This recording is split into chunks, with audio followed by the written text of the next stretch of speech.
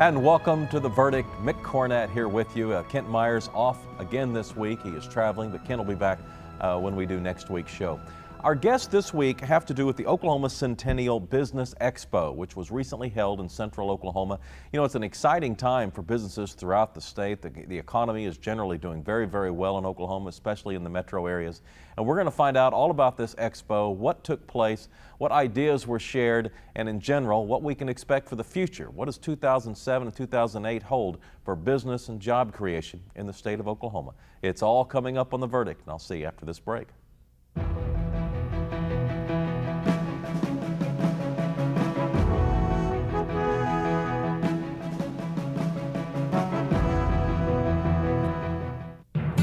The day Chesapeake became a leading force in Fort Worth's Barnett Shale was a day of victory for all of our nation. The biggest new natural gas field in the country is on the front lines of American energy, and so is Chesapeake.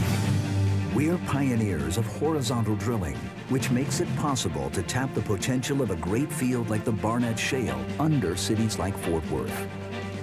Chesapeake was founded to focus purely on developing America's clean-burning natural gas. And today, we drill more new gas wells than anyone else. Across America, Chesapeake's drilling creates more jobs, tax collections, and income for landowners. We're a growing source of U.S. energy and economic strength, proving that victory is right under our feet. Chesapeake. American energy wins the day. And Blankenship has stopped at the line of scrimmage. No gain on the play. Leading at 4th and 7 on the Tiger 46-yard line. 38 seconds on the clock. The Tigers have no choice but to go for it. Wiggins ended his kicking. Here's the snap. And the kick is away.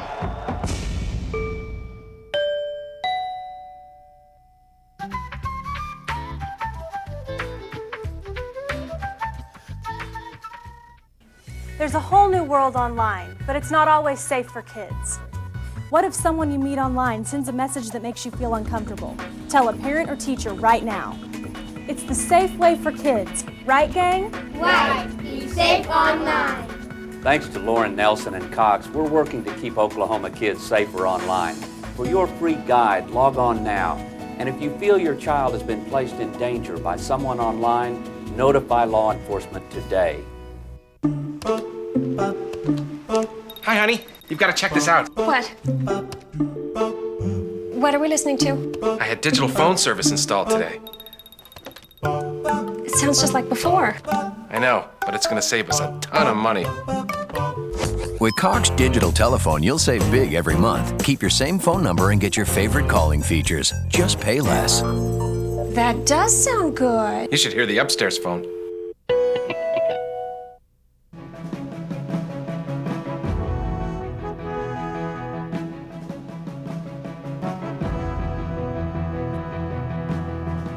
Welcome back to the set of The Verdict. Mick Cornett here with you. We're going to discuss the Oklahoma Centennial Business Expo and business issues in the state of Oklahoma in general. Our guest, first of all, on my left, Jason Cochran. He's a business owner participating in the Oklahoma Centennial Business Expo. Metro Homebuilder, doing customized homes throughout central Oklahoma, projects in Oklahoma City, Edmond, Arcadia, you name it, I suppose. You'll come over there and build a custom home for you. Yes. Also with us is Lalo Hernandez. He's the showcase manager for the event. Lalo, thank you for coming on the show. Thanks for having us. Member of the League of United Latin American Citizens, board member of the National Association of Hispanic Journalists, and a former board member of the Oklahoma City Hispanic Chamber. Welcome to The Verdict. Thank you. All right, how did the idea come up to have the Centennial Business Expo? Lalo, what's the genesis of this project? The whole idea came about, the event coordinator Kevin Corey is a friend of mine, and we've been to several shows together. And being that Oklahoma is celebrating its 100th year anniversary for their statehood, we thought it'd be a great opportunity for us to do a show where we can showcase the businesses that have shaped our state the last 100 years, and not just in Oklahoma City, but in the state in general. Is this an event that consumers go to or businesses go to? We wanted to focus on business to business, being that there was a need for that. So there's consumers, there's business to business. Some people want to recruit employees, network with other businesses. So that was the whole idea of that. So people set up in booths and people come by and exchange business cards? Yes, there'll be, the booths will be there in place. There's also breakout sessions that people have attended that talk about different areas of business versus e-commerce and business warfare, and then some of the entrepreneurships. Business warfare, now that's a term I don't hear a whole lot. They called it, when they started talking about breakouts, we wanted to offer not just an expo, but something educational for our attendees and visitors. But it's called business warfare, probably the do's and don'ts of business and how tough it could be or how easy it could be to be a business owner. Jason, what would a home builder get out of an expo like this? Why would you be involved? It gives us an opportunity to just touch more clients, a little more face time in front of the clients. A lot of feedback from them, what a customer is looking for now. It gives me a chance to showcase what I do as a home builder and what I'm able to do for a client as far as customizing blueprints for the client's needs. They'll be able to come by my booth and I'll have my computer there and I can actually design their home for them on the spot and then do a 3D rendering of it for them as well. And is this just a wide variety of businesses from past experience? Yes, it's a wide variety of business, anything from service sectors to construction. We have a little bit of, we had a little bit of everything there at the show. So. In general, how many people might you make in contact in one of these shows? Would it be hundreds of people or thousands of people? What would be your hopes? Hundreds of people, if not thousands of people. This show, we had a real good turnout on it, so I had probably 1,000 people stop by the booth and ask me questions. Mm-hmm. And from past experience, did that generate any business? Yes. Yes, it did, which is good, and across the sector, it gives all those businesses there, at the show that opportunity to touch, a bigger client base and get their face out there, get their name out there. Are there sectors of the business world that seem to do better at shows like this than others? I don't know. That would be more Lalo. What sector of the economy, Lalo, would you think would most benefit from these business I've seen expos? I've seen the benefit of the small businesses that are starting and they've either doubled or tripled their business because of the exposure, not just the exposure, but how they learn to exhibit and get into that style of marketing for their companies. Some people that are very small mom and pop type of stores, they don't know what a trade show is or how to exhibit at the show or market themselves. So this is an opportunity. They see some of the bigger ones and what they do, and a lot of people that are exhibiting that are smaller businesses take notes, and they can see what other businesses are doing or exhibitors, and they can apply that to themselves, and then next year grow from there. Also, some of the larger corporations. It's a way of touching people, like you said, like Jason said. It's not just through marketing or TV. It's more of a direct, shaking hands, saying we appreciate your business. Here's some of the new things that OU Physicians is doing, or the bioscience or aviation. Mm-hmm. Jason, what's the local economy at? Obviously, you can't be building homes if people aren't out there to buy them. And what do you see and hear from your colleagues in the business world? As far as the Oklahoma City metro area economy, it's still good. There's been a little bit of a slowdown, but a lot of it's a winter slowdown. Over the last 3 years, the winter's been real mild, and we've been able to push straight through the winter and continue building. This winter, we're actually having more of a winter slowdown. And there's talk, you see it on the news all the time about, there's a nationwide housing slowdown. There's really not. A lot of it is media driven. You hear there's a housing slowdown and people they're a little leery to buy a house right now or go look for a new home.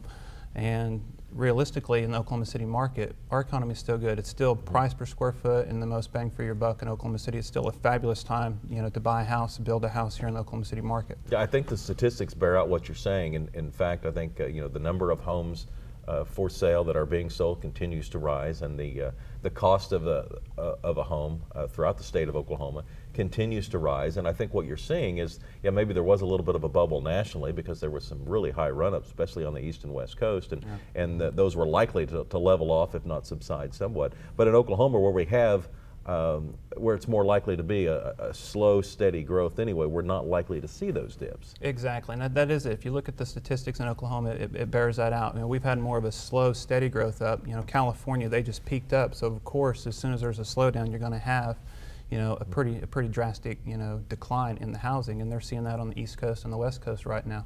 So that's where a lot of the negative attention in the media as far as the housing sector is really coming from right now, is the East and West Coast. But Oklahoma City metro area, it's still a fabulous time to buy a house. Interest rates are still low. They may not be at the 40-year lows that they were, but they're still at 37-year lows. So it's still an excellent time. Lalo, what is the environment for entrepreneurs in Oklahoma? Is this a good environment, a good community to get out and start a business? I come from a big city, and I moved to Oklahoma City, and it is a great city to start a business in. There's a lot of avenues and for people to take advantage of, and the people are very friendly that have started businesses and been in business for many years. They can take a mentorship type of thing, which I'm trying to push is a mentorship program for businesses. Tell us more about that. How would that work? That would work like, let's say Jason he's got his business, and you've got some of these great and intelligent kids from college that are coming up. We want to keep and retain that kind of talent in Oklahoma City to grow. So as a mentor, maybe he can go out and Jason can teach him the art of home building as a mentor and take this guy under his wing and kind of teach him that kind of thing. I don't know the specifics yet. It's just kind of a thought that I had and a vision. So right. Well, what you hate to see is a good idea die in a laboratory, or a good idea to die in somebody's garage because they didn't meet the right people, or they had they lacked access to capital. And I would think from an entrepreneur standpoint, that is such a key. That is a huge key because some of the entrepreneurs and businesses that I talk to, they're like, I wish I had a little bit more capital to start this. But like I said, there's different programs that are out there that they don't know about, either government, state, or local. So if through the Business Expo you can expose those avenues, I think that just creates people that want to start businesses and hire folks, and that just is good for everybody, especially Oklahoma City. Right, and I saw that during the expo as well. Have people coming up asking how I got started. What do I need to do to get into business? And we had 250 booths, at the expo, 250 businesses, local businesses. Anything from I've been in business 4 years now building houses, but we have businesses there. The Womble Company was there. They've been in business 85 years as a local owned business. So there's a lot of knowledge, to be gained from entrepreneurs looking to start their own business. So it was a valuable experience for them as well there. Jason Cochran, Lalo Hernandez are here. We're visiting about business in general of the state of Oklahoma, but we're also specifically talking about the Oklahoma Centennial Business Expo, which took place recently in central Oklahoma. We'll be right back with more of The Verdict after this.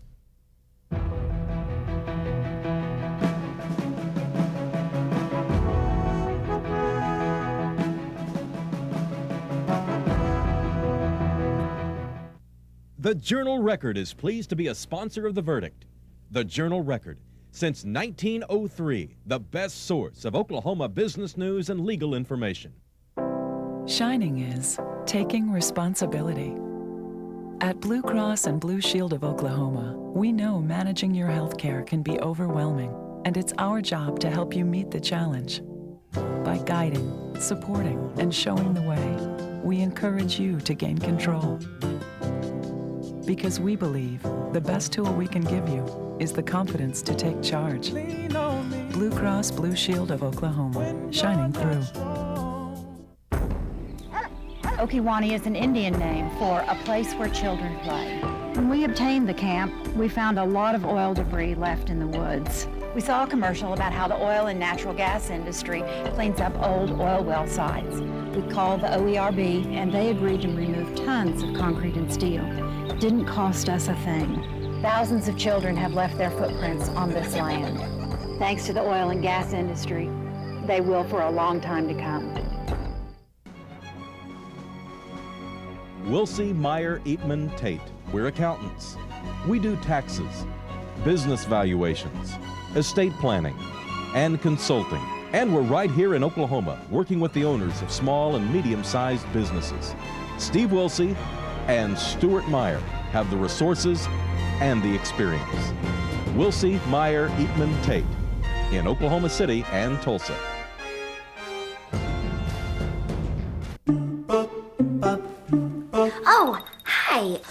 guys said I'd save with Cox Digital Telephone?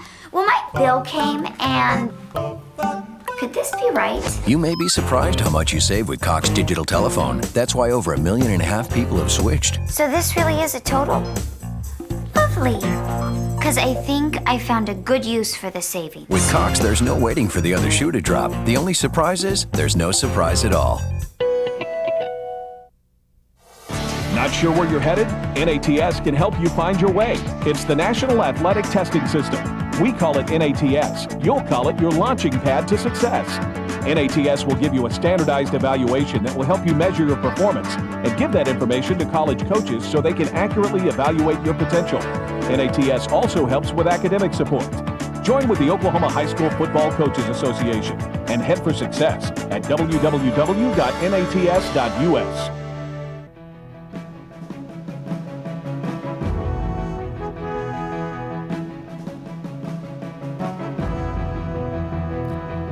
Welcome back to the set of The Verdict. We're discussing business in Central Oklahoma and throughout the state of Oklahoma, and Oklahoma Centennial Business Expo that was recently held around here.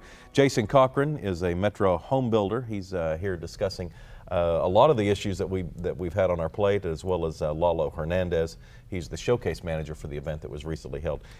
Jason, I want to ask you about the entrepreneurial spirit and having the access to capital. You're a home builder. Obviously, if you can't get the capital, you can't build the home. And I would think that that's somewhat of a hurdle for anyone who wants to start a business. Oh, it is. During the expo, like I said, I had people coming up and asking me how to get started in it. And so the spirit, is there. There's a lot of people wanting to get, businesses started. The biggest hurdle is the capital. Starting out as a home builder, I didn't start on lower end homes, so it required a lot more capital for me to get started. It was hard for me to go into a bank and pitch that, I wanted, $400,000 for, my first house or to get started.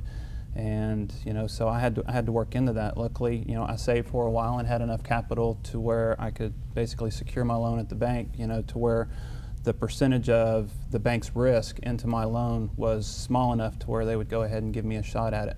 But there are a lot of programs out there, on some sectors where you can get government assistance and aid to try to get started. Home building, it's more of a risk. It's more of a, banks kind of tend to more standoffish with it right now. So it's just getting that capital started is the biggest thing. Lalo, you may be able to go into some of the programs or what's available out there for some of the other people to get that capital with. Yeah, we held breakout sessions at the expo. We just didn't want it to be an expo, we wanted it to be informative as well. And one of the breakouts was the U.S. Small Business Administration, and they did a 25-minute piece about how to start a business, how to start from the ground, and what programs were out there for people to take advantage of. And as well, they had a booth at the show. So after the initial breakout session, certainly a lot of people had followed this person back to the booth and got more information from her and how they can apply for grants or a capital. Mm-hmm. So that was a really interesting thing that I saw, was the breakout sessions. And after these folks were done with either talking about e-commerce, business, or whatever the case may be, they followed these folks back to their booth and got more information. But part of getting that capital is having a plan. Getting your name. I mean, when I started out, it's Cochran Homes. Since my company is Cochran Homes LLC, you get your name. You have to have your plan. You just can't go blindly and ask for capital. You have to have a real good business plan put together and then go to those venues and try to get your capital as well. So having the plan is one of the most important pieces of obtaining the capital. Lola, you're a former board member of the Hispanic Chamber. How easy is it for Hispanics to start businesses in the state of Oklahoma? Have those barriers been removed that allows that to happen and the job creation to expand? I think so. Now more than 10 years ago. 10 years ago it was really difficult, and it was the community's first generation, so they were very timid into going and asking either for help or asking how they could start a business. But now some of these hurdles have come down. Most of them have. There's a lot of new businesses have started, and not just businesses, but there's resources for them, either TV, newspaper. So there's more of a comfort level now. You're going to see a lot more entrepreneurs reach out and flourish in Oklahoma City. Mm-hmm. And I would assume Maps for Kids is starting to have an impact in Central Oklahoma. Yes, as a matter of fact, last week I was talking to some of my friends over on the board of the National Hispanic Journalists Association, and there was a lot of talk about how Maps for Kids is really helping some of the schools that really need it, and primarily the schools that are over 50% Hispanic, which is a large number. I mean, that's 10 years ago that wasn't the case. Yeah, we have generally low unemployment in Central Oklahoma. Yet, if you're going to start a business, especially if it's much size at all, you've got to have employees. You've got to have a skilled working class to fit your business needs. How do you weigh that? Of course, as a community, you like low unemployment, but at the same time, how does the entrepreneur know and find the workforce? That's one of the obstacles that I think a lot of businesses come across, because even at myself at the house, I have people that call and say, how do I go about finding, some skilled labor people, or where do I go, and what avenues do I have options to hire some of these people that they know they're good workers and they're loyal and they want them for their business to grow. So those are the things that I think the Hispanic Chamber, the State Hispanic Chamber, could possibly help with. Those avenues is where to go, how to advertise, how to market. One of the breakouts that we had was done by Arlene Urias, which is the GM of Univision, and she was like telling folks how to embrace or how to market to the Hispanic community. That was a huge breakout. A lot of people paid very close attention in both sides of the spectrum, either businesses or people that were looking to get hired on a job. Are these types of business expos held frequently around Central Oklahoma? Are there very many of these at all? Not that I know of. As far as the business-to-business type business expos, I haven't heard of any in the last 5-6 years. So that's why I think there was a need for this to come about, and we took it on. Kevin and I.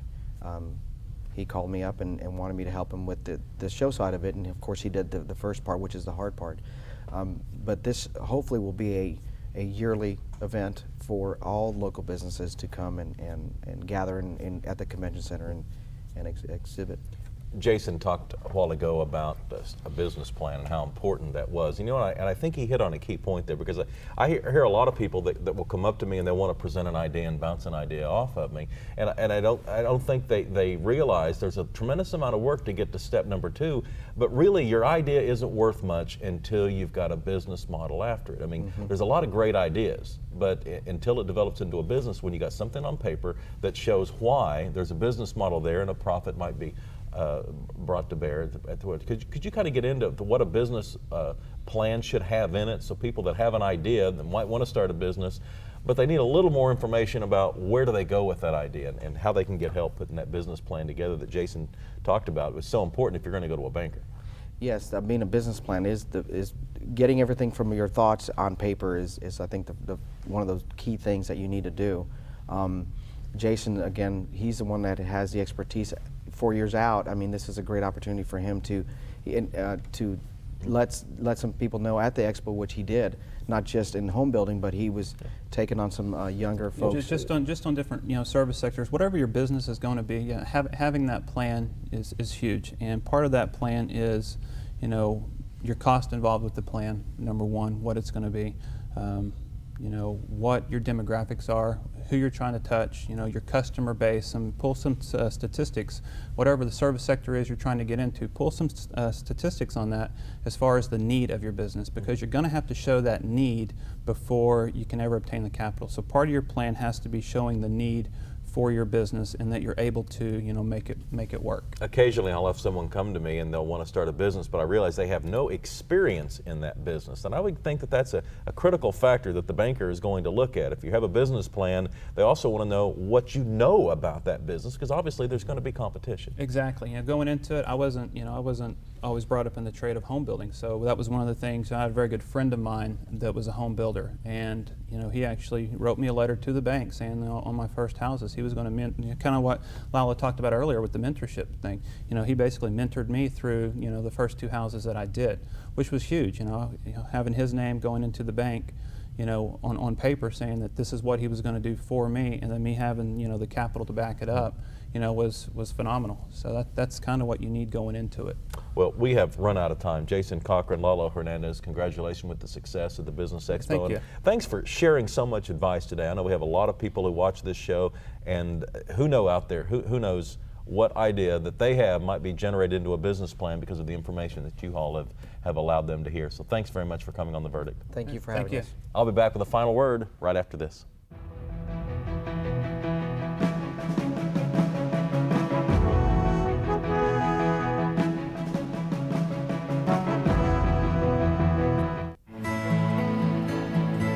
The good life comes naturally to Tulsa, where nature's beauty is matched with an eye for aesthetics. A legacy of neighborhoods graced with lawns and landscaping and handsome homes. A place that seems to have patented an ideal lifestyle. Bank First is loyal to the quality of life Tulsa assures its citizens, to the priority placed on education, culture, and growth. Loyal to builders who transform raw land into residential charm. Developers who see opportunity and add vitality to Tulsa's economy. Bank First serves both enterprise and private lives that need a loyal partner. It's how we help nurture this city's very good life. Bank First. Loyal to Oklahoma. Loyal to you. Looks like somebody doesn't want you to know the facts about Cox Digital Telephone. Maybe it's because over 1.5 million customers are saving big, and you can too. Plus, you'll save even more on all your Cox services when you bundle today. Oh, here's that new phone service I've been hearing about. So, while the phone company may not like competition, Nice doggy. you're gonna love it. Nice doggy.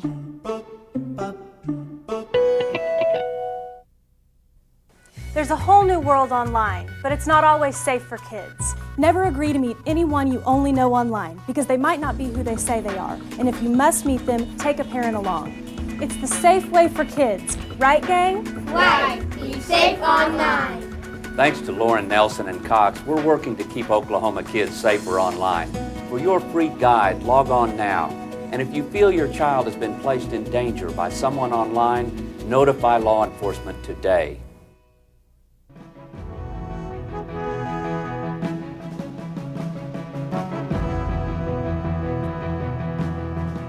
Welcome back to The Verdict. Want to remind you of our website. Go there and tell us about a show you'd like to see. I'll see you next week.